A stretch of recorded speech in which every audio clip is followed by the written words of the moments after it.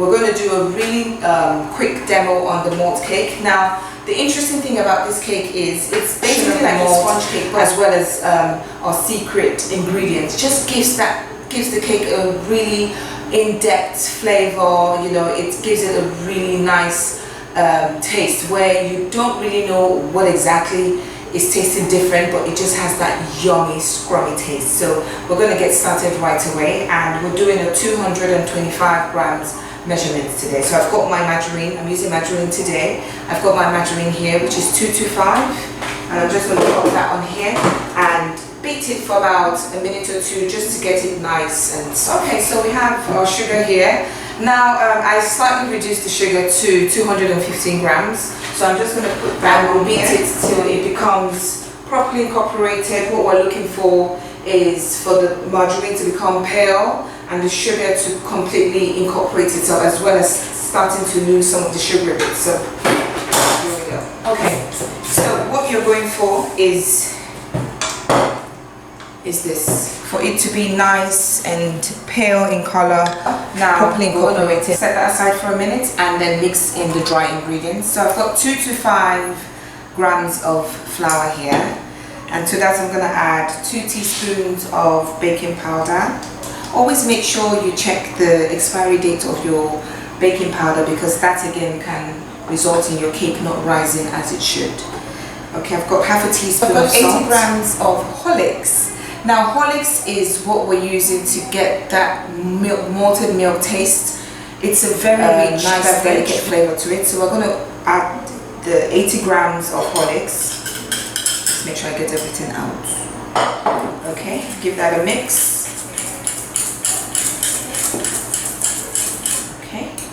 And we continue with our mixing. So I've got 4 eggs here, and I'm going to try once again to put them all one by one.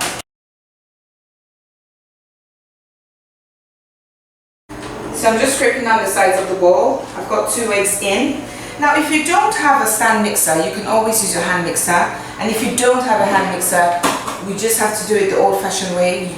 Creaming your batter by hand is still one of those things you can do, you know, and it just needs a little bit more patience. Okay, so I'm just got 2 more eggs, which I'm going to add in one after the other, and we'll get back to you when it's done with the cream. Okay, so all the eggs are in. Now I'm just going to put this in batches of 3. Again, you don't want to overwhelm your batter with a lot of flour. You need to put a little bit in and then mix that through. Make sure it's properly incorporated before you put your second batch. So I'm just going to start with the first one before we come back to you and tell you what that secret ingredient is.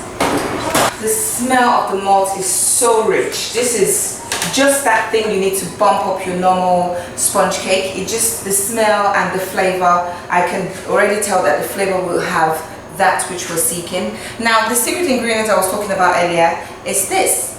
This looks like milk, but it's not your normal milk. This is coconut milk. Now I know some of us out there might not really like the taste of coconut. Trust me, when this bakes, the taste dissipates, and what it gives it is a really intense flavor. A bit more, like you can see, it's quite thick. If you make your own coconut milk, that's lovely. If you do have time, it's much better. But if you don't, you can always use the ones from the can. I've got the ones from the can today. So I'm just going to mix that in real quick. Okay. So you also don't want to overmix your batter. So the batter is ready. Okay. Now you can see it's got nice little pockets of air. That's what you're looking for, to make sure there's enough space for the rising process. Okay, so I've got my cake pans here. It's been floured and buttered, and I've got parchment on the bottom. So I'm just going to eyeball it here and try to evenly divide the batter into both pans. Now we're going for the sandwich type today, where we'll have the buttercream in between the cakes as well as the top. Okay, so we've got the batter in the pan, and we're going to bake this at 190 degrees for about 20 to 25 minutes. Again, once it goes past the 20-minute mark, you need to keep an eye on it. And try not to open the oven too early, because you don't want to let all that luscious gas out from the cake. So, it's easier. Right, so we're going to do a malt themed buttercream. Now the reason why I said thinned is because again we're going to infuse the malt powder into the buttercream to intensify that whole malt experience. It's a really interesting icing, so follow through with it. Okay, so I've got 336 grams of butter here. So icing sugars here. Again, you always have to make sure you run your icing sugar through a sieve, so that way it's really nice and powdery. You really don't want clumps and lumps in your icing sugar. So I've got 250 grams of icing sugar, which I'm going to dunk in batches. Okay, so I've got the last batch of my icing sugar. With icing sugar, you really need to be a bit careful. You need to put it in batches because it can create what we call basically means your icing is all over your kitchen, your hair. It just creates such a mess. So I'm just going to blitz this down and then we'll come to our wet ingredients. Okay, so now the interesting part about this is we're not using normal milk for the buttercream. We're going to use the coconut milk again. So basically I've got 60 ml here. You need to warm it in your microwave. Warm, not boil, or in a saucepan. When it's nice and warm, you need to incorporate it into your Horlicks. And here I've got 138 grams of Horlicks powder. So I'm going to pour our coconut milk in here and just give that a mix. Okay, Horlicks and milk incorporated. To that I'm going to add 1.5 teaspoons of vanilla, and I've got half a teaspoon of salt. I'm not going to use everything. I just want a little bit of that savory taste coming through, so I'm just going to use half of that. So that's more or less like a 1/4 teaspoon of salt, and I'm going to give it all a quick mix. Okay, so I'm going to add this in batches. Now it's like a really nice smooth paste, so I'm going to just do it in, say, 3 batches again. Here we are. Okay, give this a mix. Okay, scraping the last batch in. Scrape it very well so everything can come out very well. You know me.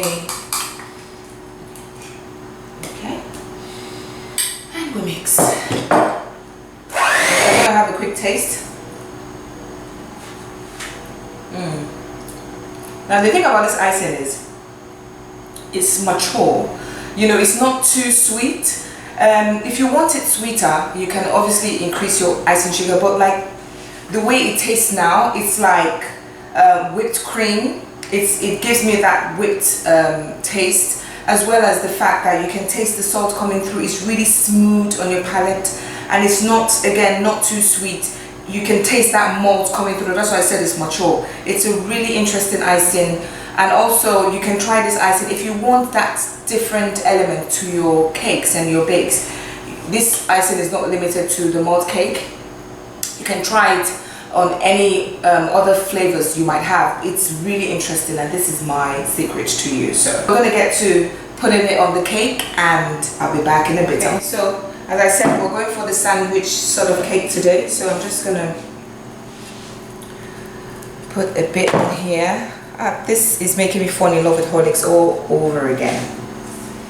This is so fresh. It's giving a fresh element to this cake. So as always, I always go heavy on the top and then slowly transcend my icing to the sides as I go along.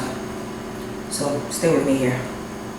Okay, so basically what I've done is I've given this cake a rustic look by slapping my spatula all over it. Gives it that rustic, gourmet, yummy cake look. Now, to add that extra to the cake, I've got Maltesers. Now Maltesers are, should I advertise them? Yeah, I guess we should. Okay, this is Maltesers. Okay, so with this, it's basically your malt balls in chocolate. You can just decorate your cake with this.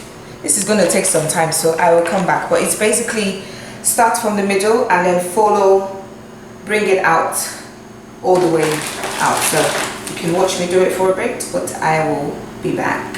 Okay, so basically what you can do is you can be as creative as you want. You know, as I said, be as creative as you want. So it's tasting time. let's have the verdict in.